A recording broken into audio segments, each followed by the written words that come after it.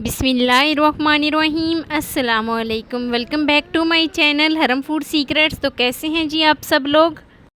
तो मैं उम्मीद करती हूँ कि सब खैरियत से होंगे। तो आज मैं आपके साथ रसगुल्ला बनाने की रेसिपी शेयर करने लगी हूँ। बहुत आसान है इसको बनाना।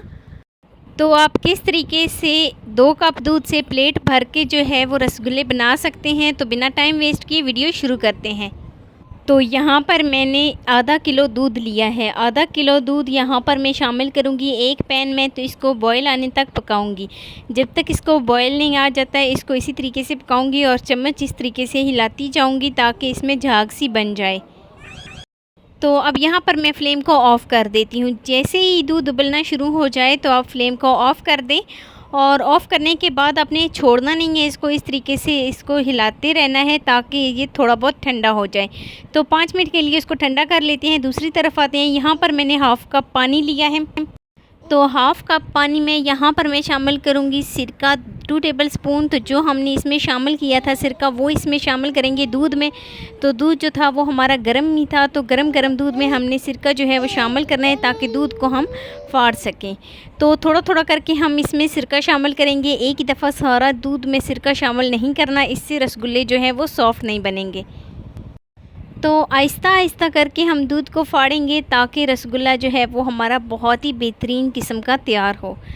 तो देखिए थोड़ा थोड़ा करके मैंने इसमें जो है वो सिरका शामिल किया है और यहाँ पर मैं बिल्कुल आहिस्ता आहिस्ता इसको फाड़ रही हूँ।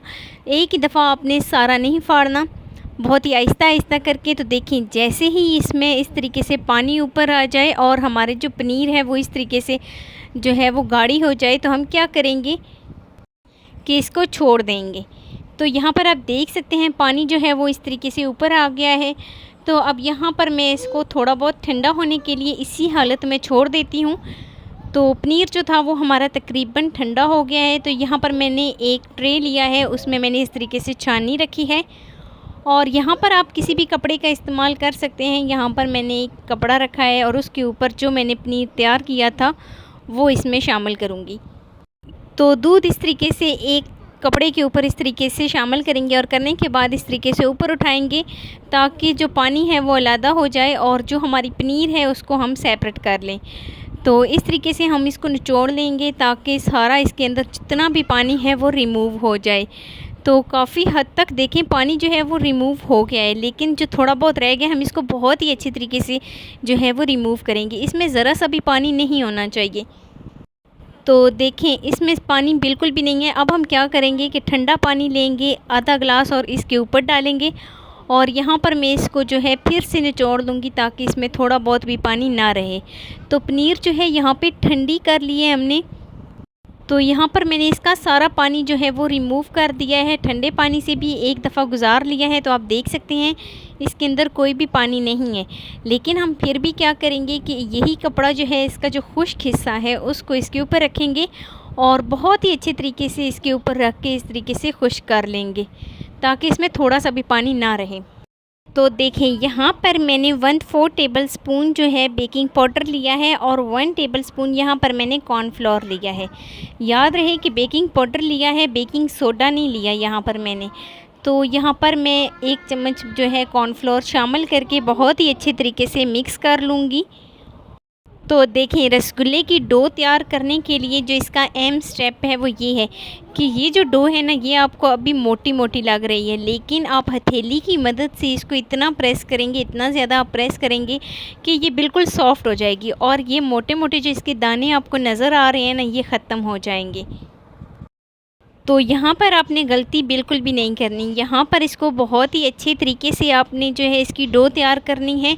अगर यहाँ पर इसकी डो अच्छे तरीके से तैयार नहीं होगी तो हमारे रसगुल्ले जो है वो सही नहीं बनेंगे। तो अब यहाँ पर हम क्या करेंगे कि बहुत ही अच्छे तरीके से डो को तैयार करेंगे। इस तरीके से हम हथेली की मदद से इस डो को जो है वो तैयार कर लेंगे।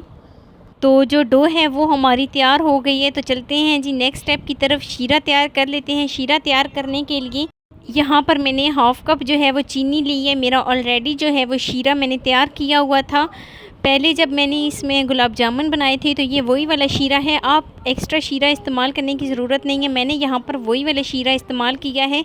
अगर आपने मेरी वो वाली वीडियो नहीं देखी तो आप वो वाली वीडियो जाके देखें, आपको समझ लग जाएगी कि शीरा किस तरीके से तैयार किया जाता है। तो जब तक हमारा शीरा नहीं तैयार हो जाता, हम इसके छोटे छोटे इस तरीके से पेड़े बना लेते हैं और पेड़े बना के यहाँ पर हम इसको गोल कर लेते हैं। तो शीरा जो है उसको हमने गर्म होने के लिए छोड़ दिया है। तो यहाँ पर हम क्या करते हैं कि इसके इस तरीके से बॉल्स बना लेते हैं। तो यहाँ पर इसको हाथ में इस तरीके से पकड़ेंगे, थोड़ा सा इसको जो है वो गोल गोल घुमाएंगे हथेली की मदद से, और देखें जी बहुत ही खूबसूरत सा हमारा जो है वो बॉल्स, एक रसगुल्ला जो है वो बनकर तैयार हो गया है। तो इसी तरीके से हम दूसरा भी कर लेंगे और सारे हम बिल्कुल इसी तरीके से अपने रसगुल्ले जो हैं वो तैयार कर लेंगे। इतना ज़्यादा मुश्किल नहीं है। पहले पहले रसगुल्ले बनाना मुझे बहुत मुश्किल लगता था, लेकिन अब तो मैं झटपट से बना लेती हूँ। अब तो इनको बनाना बहुत ही मेरे लिए आसान हो गया है। तो मैंने भी एक से दो दफ़ा ट्राई किया था और मेरे भी रसगुल्ले अब माशाल्लाह बहुत ही खूबसूरत बनते हैं। तो आप भी एक दो दफ़ा ट्राई करेंगे तो आप भी इस तरीके से जो है वो आपके रसगुल्ले जो है वो बहुत परफेक्ट बनेंगे। तो चाशनी जो है वो हमारी तैयार हो गई है। एक रसगुल्ला इसमें डाल के चेक करते हैं कि ये ना ही टूटे और ना ही ये बिखरे।